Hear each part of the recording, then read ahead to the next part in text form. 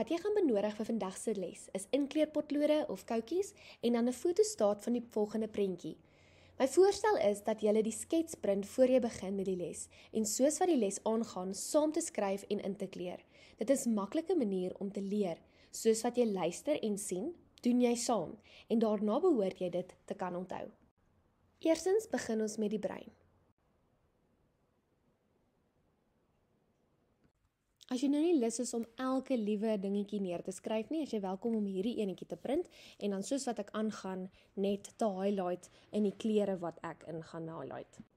Die eerste gedeelte wil ek hê moet jy met geel inkleur. Die geel gedeelte is die grootste gedeelte. Jy kan 'n pyltjie teken en daarna skryf jy dan die cerebrum. Dit is baie belangrik, dit is die grootste gedeelte. Die eerste funksie is, dit is die oorsprong van die willekeurige aksies. So Jerry besluit hy wil die kasie vat. Die oorsprong is by die cerebrum. Hy besluit hy wil dit vat. Dit is willekeurig en hy vat dan die kasie.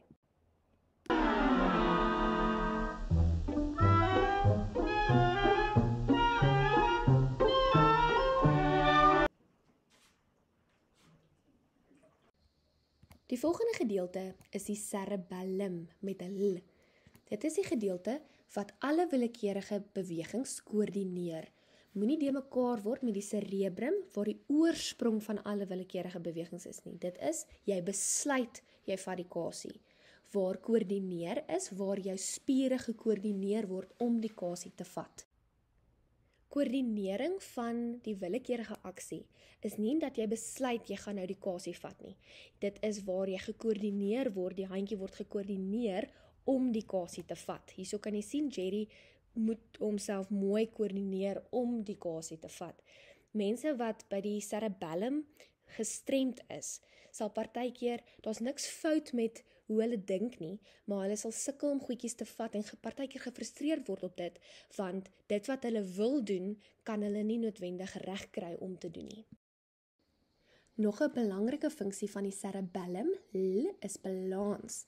Dit beheer die spierspanning om balans te handhaaf. Hy is baie belangrik ook as ons by die oor gaan kom. Die volgende gedeelte moet jy asseblief pink inkleur. Corpus callosum.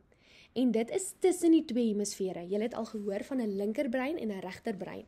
En sy funksie is hy gelei die impulse tussen hierdie twee hemisfere van die cerebrum. Dit vorm ook 'n brug van kommunikasie tussen die hemisfere om die proses te koördineer. Die blou gedeelte het ek as prisblou gemaak. Dit is die hypothalamus.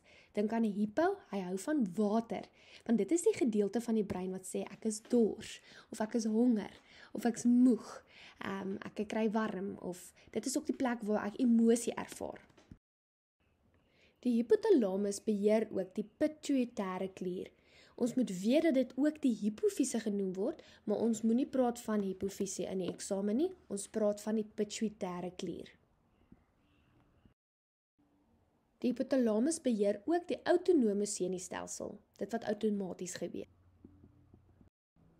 Die groen gedeelte is die medulla oblongata. Dit is die gedeelte wat die senuwee-impulse oordra van die rugmerg tot by die brein. Hy beheer ook die onwillekeurige aksies soos asemhaling, sluk, peristalse, braking, bloeddruk en hartklop. Onwillekeurige aksies is wat jy nie kan beheer nie. So jy kan nou nie wil hê jou hart moet net ophou klop en jy sê vir jou hart hy moet ophou klop en hy hou op klop nie. Dit gebeur outomaties.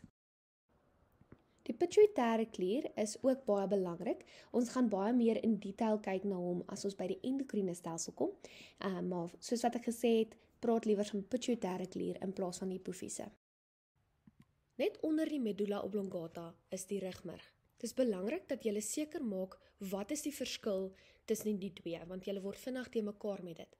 So die medulla oblongata is direk onder hierdie bobbeltjie ding, wat ons noem die Farrelly pons. Jy hoef nie dit te ken volgens die eksamensriglyne nie, maar net onder dit is die medulla oblongata. Bietjie meer affer, dit word beskou as die rugmerg. So ek wil gou hê ons moet kyk na die witstof en die grysstof.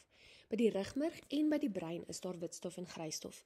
By die brein is die grysstof aan die buitekant die witstof aan die binnekant, maar by die rugmurg is dit omgekeerd.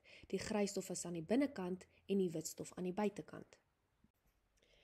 Wat is die witstof en die grysstof dan? As ons gaan kyk na die neuron, sal jy sien dat die grysstof bestaan uit die selliggaam en dan ook die dendriete. Die witstof bestaan uit die aksone en die myelienskere. Jy sal sien, dit is so geel ingekleer en dit is dan die deel wat die witstof sal voorstel. Ons gaan nou meer spesifiek kyk na die rugmurg. So die rugmurg is binne in die wervelkanaal en hoe hy beskerm word is deur die been aan die buitekant, die wervels en dan ook die 3 meningisse. Jy kan ook bietjie meer spesifiek gaan oplees oor die 3 name van die meningisse, maar jy hoef net te weet dit is wat hom beskerm. Dit en die brein word beskerm deur die meningisse. Die funksies van die rugmurg. Eerstens, dit verbind die grootste deel van die perifere senuweestelsel met die brein. Dit verskaf dus die geleidingsbane van die senuwee-impulse na die brein en dan ook weg van die brein. Die stygende bane gelei impulse na die brein en die dalende bane gelei impulse af in die rugmurg. Dit bevat ook die reflekssentrum wat refleksaksies laat uitvoer. Ons gaan later in 'n ander stadium bietjie meer in detail daarna kyk. Dit is dan onafhanklik van die brein. Dit beskerm die liggaam teen beserings.